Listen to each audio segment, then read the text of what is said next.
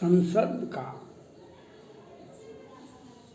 सत्र चल रहा है, लेकिन संसद में विरोधी दल खूब हल्ला कर रहे हैं। प्रधानमंत्री जी ने कहा कि सो अपना चुनाव में हार गए तो आप भड़ास क्यों निकालते हैं। प्रधानमंत्री जी का कहना भी उचित ही है, लेकिन क्यों नहीं हम संसद में हल्ला करेंगे। कितना बड़ा घटना हुआ है। ये 5 राज्य का चुनाव था, इसमें 3-4 थे।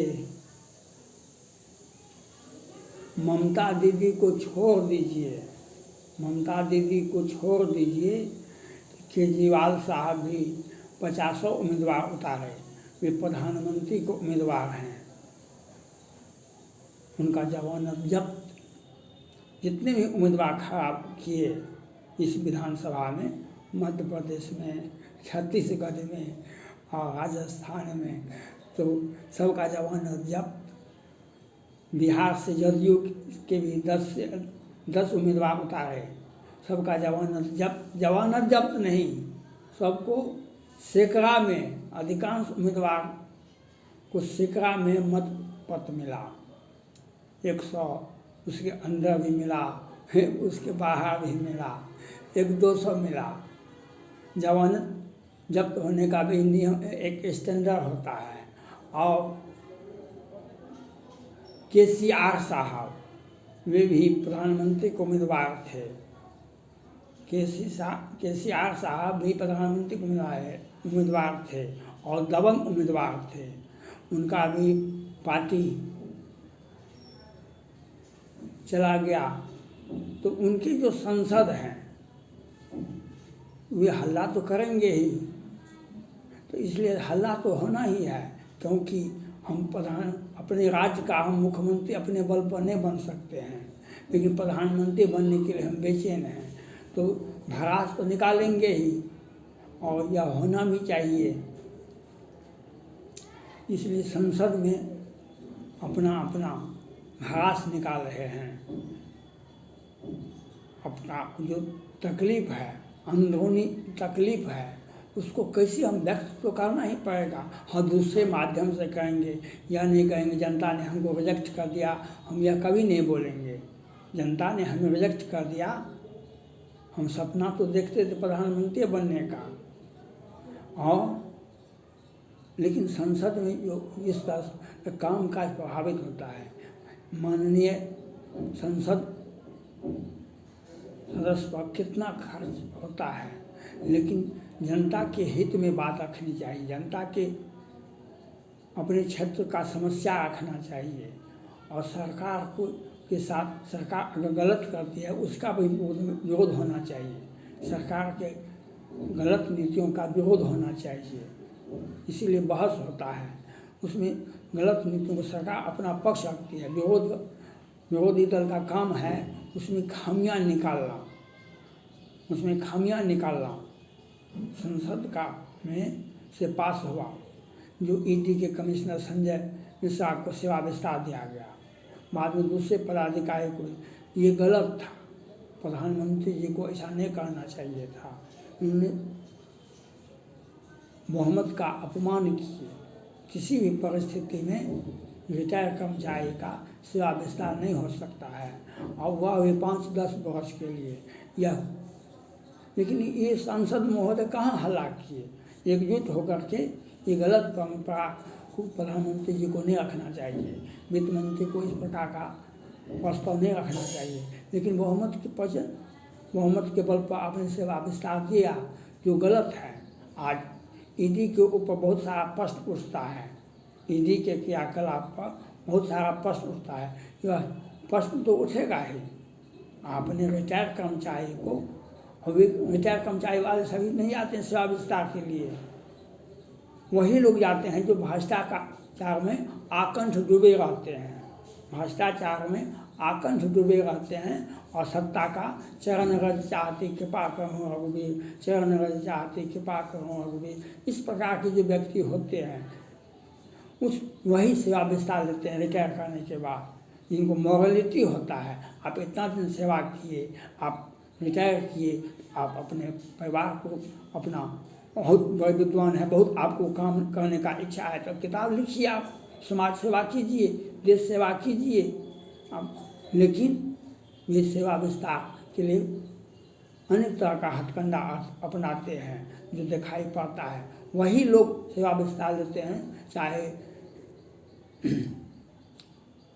कैंसर अपना भ्रष्टाचार, हम जो रिटायर किए, हम जो अपने पद से रिटायर किए, हमारा संचय दूसरे पास में चला जाएगा तो वो भ्रष्टाचार को छुपाने के लिए और अपने सत्ता से उस व्यक्ति को हम खुश करेंगे, हमारा पहले का भ्रष्टाचार भी बंद हो जाएगा और बंद रहेगा, और हम उन लोगों को, अपने दुश्मन को फंसाते रहेंगे। जैसे ईडी के ऊपर कितना ईडी के ऊपर मामला चल रहा है, उन पर केस नहीं होता है, लेकिन केजरीवाल पर अभी तक केस नहीं हुआ है। केजरीवाल पर केस नहीं हुआ है तो केस क्यों होगा? आज देश में केजरीवाल एक आधुनिक राजनीतिज्ञ हैं, मॉडर्न पॉलिटिकल मैन है। वह किस प्रकार से एनजीओ चला रहे थे, मुख्यमंत्री बने दिल्ली का, और उस जो एनजीओ चला रहे थे वह व्यक्ति मुख्यमंत्री बनता है, और उनका मकान निजी मकान है, ये सरकारी मकान है, उसमें 200 करोड़ खर्चा कर दिए, 200 करोड़, और उस मकान का नाम शीश महल बन गया। और उनके साथ साथ कितने अधिकारी का भी अपना व्यापक बिल्डिंग बन गया। यह दुर्भाग्य है। तो बहस से हम भागते हैं, मुद्दे को भटकाने के लिए भी हम बहस करते हैं, लेकिन भरास जो है भ्रष्टाचार का बोलबाला, आज जितने भी प्रधानमंत्री को उम्मीदवार थे इस बार, सभी के सभी अपना अपना पार्टी का उम्मीदवार उतारे, मध्य प्रदेश में, राजस्थान में, छत्तीसगढ़ में, लेकिन सभी क्षेत्रीय पार्टी जनता का धन्यवाद ज्ञापन करना चाहते हैं, जनता को धन्यवाद ज्ञापन करते हैं। इन्होंने क्षेत्रीय पार्टी का सर्वनाश कर दिए। क्षेत्रीय पार्टी एक ही मात्र पार्टी, वह उड़ीसा में जो है नवीन पटनायक साहब, वही एक अपना वह क्षेत्रीय पार्टी की तरह नहीं करते हैं।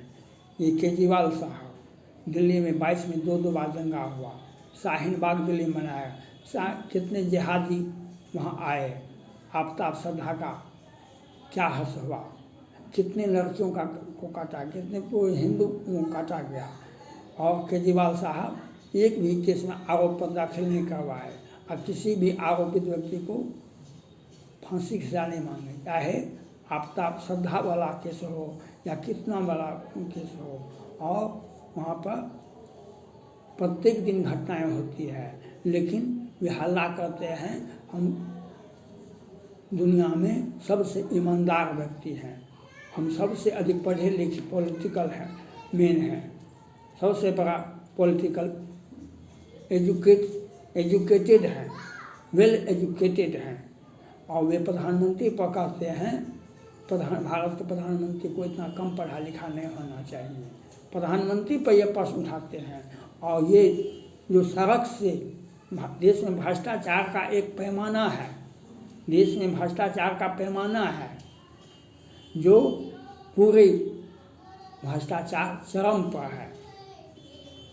जो एनजीओ चला रहा था वह व्यक्ति मुख्यमंत्री होता है, उसका शीश महल बनता है तो 200 करोड़ का, और कितना घोटाला, कितना उम्मीदवार खड़ा किए पार्टी का, उन पैसा कहाँ से लाए थे, पैसा बताइए। इसके पहले एक सप्ताह पहले चुनावी बॉन्ड बेचा गया, खरीदा गया, वह उसमें आया। ये चुनावी बॉन्ड, ये जो पार्टी खड़ा हुआ है, जमानत जब्त भाई उस पार्टी वाले को नोटिस होना चाहिए, नहीं कि जो आपके उम्मीदवार यहाँ खर्चा किए और आपने कितना पैसा दिया, और उम्मीदवार को पूछा जाना चाहिए आपको कहाँ से पैसा आया, आपको पार्टी ने कितना कितना पैसा दिया, इस पार्टी का उम्मीदवार है उनको पूछा जाना चाहिए। तो ये कुछ होता नहीं है, ठोस रूप से कार्रवाई होनी चाहिए और यह होता नहीं है। और हम दूसरे सरकारी सत्ता पक्ष के लोग अपना दो पेंच देखते हैं, हम सत्ता में हैं सबसे ईमानदार हैं, विपक्ष में हैं वे भ्रष्टाचारी हैं। यह कहने के लिए और संसद में एक आवाज़ उठाई जाती है, जो आवाज़ उठाना जरूरत है। आवाज़ उठाने के लिए ही संसद चुने जाते हैं। हम जनता की आवाज़ उठाने के लिए हम प्रतिबद्ध हैं, जनता का आवाज़ उठाया जाना चाहिए। लेकिन वह अपने क्षेत्र की समस्या, सरकार की गलत नीतियों का विरोध होना चाहिए। और ये जो भ्रष्टाचार का पैमाना, KCR साहब प्रधानमंत्री के उम्मीदवार थे, अब उनको कितना चुनाव में खर्चा किए, उनका पार्टी फंड देखिए कितना पार्टी फंड में था और कितना उम्मीदवार को खर्चा किए, उसको भ्रष्टाचार में मिलाइए, देखिए क्या होता है। जो पार्टी उम्मीदवार खड़ा करते हैं उनको फंडिंग कहाँ से आया है, इस पर व्याख्या होनी, इस पर चर्चा होनी चाहिए संसद में। ये 3 उम्मीदवार हैं थे प्रधानमंत्री के, KCR साहब, बिहार सरकार और ये केजरीवाल साहब, ये तीनों उम्मीदवार थे प्रधानमंत्री के। और तीनों पार्टी का उम्मीदवार का सभी का कोई जमानत जब्त करवाने के लिए नहीं। ये इतना भी नहीं हुआ जो नोटा से भी कम वोट मिला इन लोगों को, नोटा से भी कम वोट मिला। तो ये फंडिंग, ऐसे व्यक्ति खड़ा होते हैं, फंडिंग कहाँ से आता है, इस पर चर्चा होना चाहिए संसद में और इस पर विचार होना चाहिए। क्योंकि संसद में बहस जितना होगा वह बहुत अच्छा है, लेकिन वह बहस जो हो वह स्वस्थ हो, वह स्वस्थ मानसिकता के साथ हो। जनता के मुद्दे को, सरकार के पक्ष विपक्ष के, सरकार की गलत नीतियों का विरोध होना चाहिए, सरकार का हर गलत नीतियों का विरोध होना चाहिए। और संसद में विरोधी दल को एकजुट होकर के सरकार का विरोध करना चाहिए।